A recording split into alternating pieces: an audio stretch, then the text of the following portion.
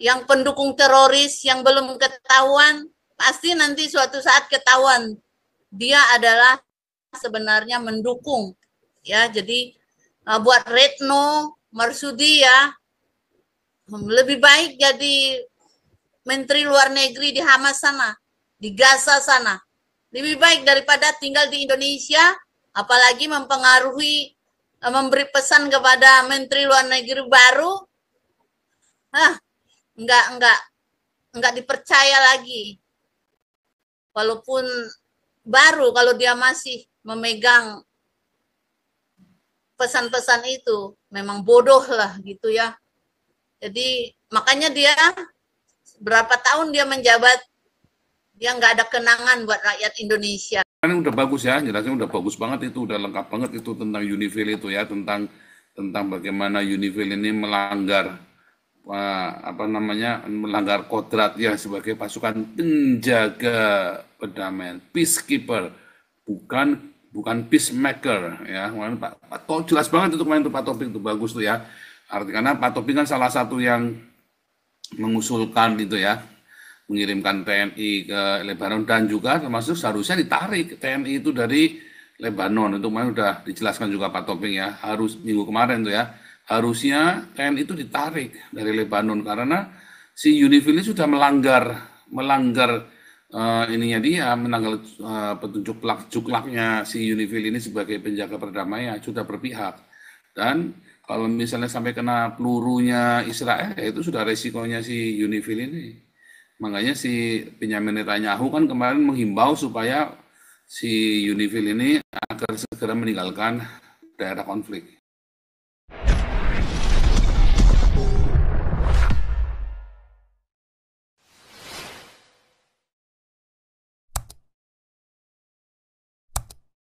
Oke, terima kasih ya. Ya, Bu Lucy, silakan, Lucy. Ya, shalom Ya, Bapak Kasmal dan semuanya. Wah, seru ini ya. Kalau mengenai ya bagaimana ya kalau Israel tetap maju. Israel tidak boleh lengah, Israel tidak boleh mundur, dan Israel tetap maju sampai Tuhan Yesus datang kembali. Ya, jadi kalau karena kan teroris-teroris itu yang bergabung dengan Hamas itu kan mereka-mereka itu saja ya. Mereka itu walaupun diam-diam tetapi bergabung gitu. Karena itu kan politik. Jadi wah, luar biasa ya. Kita berdoa buat Israel ya, terutama Prime Ministernya Netanyahu. Jadi kiranya Tuhan melindungi dia, menjaga dan menyertai segala yang turut ambil bagian untuk membela negaranya sendiri ya. Bayangkan negara sendiri, negara satu Israel dikeroyoki semua yang sama dengan teroris Hamas itu. Termasuk juga mantan Menteri Luar Negeri kita ya. Kenapa dia menangis? Nggak ada kenangan buat Indonesia dia. Dia cuman menjadi pendukung teroris Hamas. Cuman berselubung ya. Menjual nama Palestina. Tetapi itu menjual rakyat Indonesia supaya rakyat Indonesia mau juga mendukung seperti itu ya. Jadi hati-hati. Kenapa tidak mau menjadi pemimpin Hamas setelah pengganti yang itu? Karena takut mati. Siapa yang berani untuk menjadi pemimpin Hamas lagi? Kalau dia mau menjadi pemimpin Hamas, siap-siap mati. Hidup cuman mungkin sebulan 2 bulan dia hidup. Dia pasti dikejar kembali, kejar sampai dia mati juga. Karena kejahatannya, dia mau menghabiskan Israel, dia mau sampai seumur hidup mereka. Itulah permainan politik teroris, yang pendukung teroris yang belum ketahuan, pasti nanti suatu saat ketahuan dia adalah sebenarnya mendukung ya. Jadi buat Retno Marsudi ya, lebih baik jadi Menteri Luar Negeri di Hamas sana, di Gaza sana. Lebih baik daripada tinggal di Indonesia, apalagi mempengaruhi, memberi pesan kepada Menteri Luar Negeri baru. Enggak dipercaya lagi. Walaupun baru, kalau dia masih memegang pesan-pesan itu, memang bodoh lah gitu ya. Jadi makanya dia berapa tahun dia menjabat, dia nggak ada kenangan buat rakyat Indonesia. Lebih baik pindah ke Gaza sana dia. Kita muak lihat dia. Gaza dipikirkan, Palestina dijual namanya untuk supaya menjadi provokator Indonesia yang awam, yang tidak tahu apa-apa, ikut-ikutan dia, tetapi padahal dia mendukung teroris Hamas itu.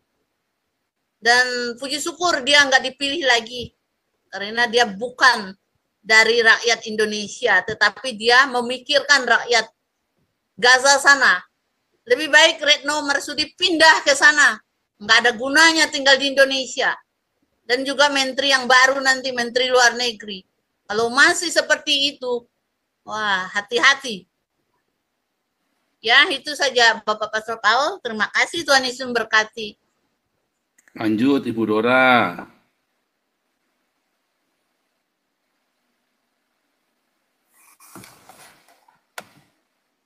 Ibu Dora. Ya, salam semuanya. Pak Opung Toba masih ada di situ ya?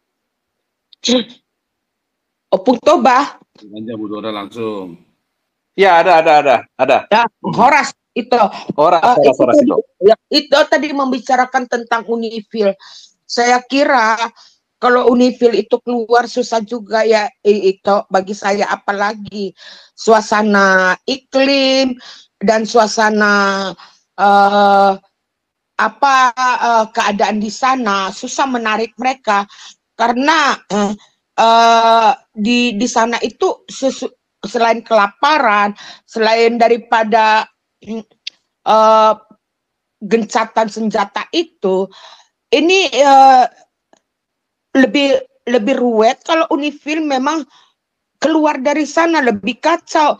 Jadi lebih, bagi saya, menurut saya ini Palestina akan lebih ngeblame, dihancurkan oleh Israel kalau Unifil ada. Jadi bagi saya ada dua ganda Unifil di sana ya, bagi saya ya itu ya, apalagi sekarang cuaca di Eropa sama di sana sama ya, dingin ya. Jadi masyarakat itu sudah kelaparan, sudah hancur. Ini membuat situasi juga, makanya Israel juga enggak terlalu memojokkan Unifil, karena mereka enggak mau di-blame, menjadi fokus kepada mereka lah penjajah, mereka lah yang sadis Israel itu. Saya rasa bagus juga Unifil mempunyai kaki ganda di sana untuk Unifil beda dengan UNRWA loh itu. Iya, saya tahu. Unifil itu di Libanon, bukan di Gaza gitu, bukan di Palestina. Iya, di Unifil dan UNRWA kan sama-sama bekerja di sana. Kalau UNRWA di Palestina, Unifil di Gaza, di Libanon. Ya, tapi kan itu Libanon juga kan hancur-hancuran itu, karena di Libanon itu kan dua oposisi politik pemerintahan di sana. Jadi kalau Unifil ini kan tidak mau lagi hancur seperti di Palestina. Di Libanon juga cuaca sama seperti di Eropa yaitu. Nah, ini saya rasa ada juga memang bagusnya menurut saya ya. Tapi bagaimana pendapat Opung Toba, bolehlah supaya kita bertukar pikiran, tahu ya. Karena orang kan berbeda pendapat, Opung Toba. Oh ya, boleh, nggak masalah sih kalau itu. Cuman kalau saya sih melihatnya Unifil ini gagal karena dia nggak bisa melaksanakan resolusi 1701 dan 1559 ya. 1701 adalah demilitarisasi daerah dari perbatasan garis biru sampai Sungai Litani. 1559 itu adalah Hamas harus melucuti senjatanya Hamas, dan Israel itu nggak boleh masuk ke wilayah Libanon. Itu sebenarnya aturan yang harus ditaati oleh UNIFIL. Tapi apa yang terjadi malah berkesan seolah-olah UNIFIL melakukan pembiaran atau jangan-jangan malah kerjasama. Nah ini yang kita bisa menduga yang jadinya yang macam-macam ya. Jangan-jangan kerjasama atau melindungi militerisasinya Hezbollah gitu. Nah ini yang harus diperhatikan, karena banyak hal yang sebetulnya itu masyarakat dunia itu berharap pada UNIFIL, tapi ternyata nggak ada mereka berbuat apa-apa selama tahun 2006 ke sekarang berapa? 20 tahun lebih lah kira-kira. Nggak membuat apa-apa. Gitu, kecuali mungkin ajang buat ya orang datang ke sana mungkin supaya karirnya lebih bagus gitu ya sebagai militer atau misalkan apa, hanya cuma sampai di situ. Tapi kalau efektivitas pekerjaannya di sana, ya gagal sebetulnya kalau kita lihat dengan terjadinya perang yang sekarang ini. Ini kan karena kegagalan UNIFIL. Begitu kira-kira toh. Jadi begini ya, itu kemarin Pak Tobing menjelaskan itu bagus. UNIFIL itu kan pasukan penjaga perdamaian, bukan pencipta perdamaian, tapi penjaga perdamaian. Seharusnya UNIFIL tidak boleh ikut serta ikut-ikutan di dalam konfliknya, tapi pokoknya harus damai. Tetapi kan yang pada kenyataannya kalau kita melihat justru malah di lorong di markas mereka, malah di bawahnya itu malah dibikin gudang senjata dan sebagainya macam punyanya si Hezbollah itu. Artinya UNIFIL ini selama ini berpihak, sedangkan Israel sendiri kan dengan sukarela telah meninggalkan perbatasan Lebanon, sama sekali tidak masuk di dalam sana. Tetapi si UNIFIL ini nampaknya memang ada pesanan dari si Lebanon ini. Artinya PBB ini selama ini sudah dibeli lah sama orang-orang Islam radikal ini. Itu maksudnya. Ini Pak Tobing kemarin udah bagus ya, jelasnya udah bagus banget, itu udah lengkap banget itu tentang UNIFIL itu ya, tentang bagaimana UNIFIL ini melanggar melanggar kodrat ya sebagai pasukan penjaga perdamaian, peacekeeper, bukan peacemaker ya. Kemarin Pak jelas banget itu kemarin Pak Tobing itu bagus tuh ya. Karena Pak Tobing kan salah satu yang mengusulkan itu ya, mengirimkan TNI ke Lebanon, dan juga termasuk seharusnya ditarik TNI itu dari Lebanon. Itu kemarin udah dijelaskan juga Pak Tobing ya, harus minggu kemarin tuh ya, harusnya TNI itu ditarik dari Lebanon karena si UNIFIL ini sudah melanggar ininya dia, melanggar petunjuk juklaknya si UNIFIL ini sebagai penjaga perdamaian, sudah berpihak. Dan kalau misalnya sampai kena pelurunya Israel, ya itu sudah resikonya si UNIFIL ini. Makanya si Benyamin Netanyahu kan kemarin menghimbau supaya si UNIFIL ini agar segera meninggalkan daerah konflik. Ya kan sudah dihimbau juga sama Netanyahu kemarin kan, videonya udah kita tampilkan juga di sini. Itu ya. Oke, lanjut. Betul ya, Pak Paul. Jadi yang paling lucu begini Pak, 200 meter dari markasnya UNIFIL ini gudang senjata. Gudang senjatanya ini Hezbollah dan tidak mungkin. Iya. Kita tahu itu tidak mungkin. Nggak mungkin nggak tahu Pak, gitu. Dalam arti kan dari pos menara pengamatannya aja dia bisa tahu ada pergerakan di bawah, orang lagi ngapain, bisa dia pakai lensa binokular atau teropong bisa tahu. Tapi kenapa nggak ada laporan ini ke PBB? Begitu Pak Paul. Jadi apa yang dikatakan Pak Tobing kemarin tepat banget Pak, gitu. Dia tidak melaksanakan tugasnya sebagai penjaga perdamaian.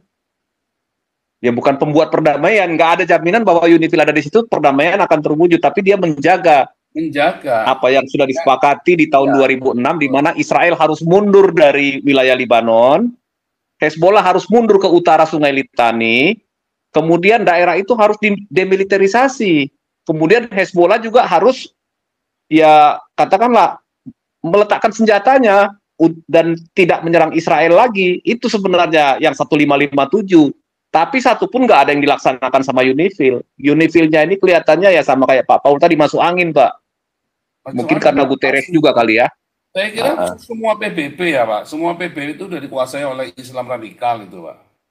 Ya, kita bisa menduga seperti itu, Pak Paul, karena kan terakhir-terakhir ini kan sesudah Perang Dunia Kedua kan banyak negara-negara baru yang akhirnya ya isinya ya kelompok-kelompok radikal ini kan gitu ya, kelompok-kelompok radikal agama ini. Nah, itu yang membuat PBB sekarang ini jadi bias dalam membuat suatu kebijakan atau suatu langkah menjaga perdamaian gitu, Pak Paul. Oke, Pak Paul, silakan yang lain, mungkin udah ada yang raise hand lagi.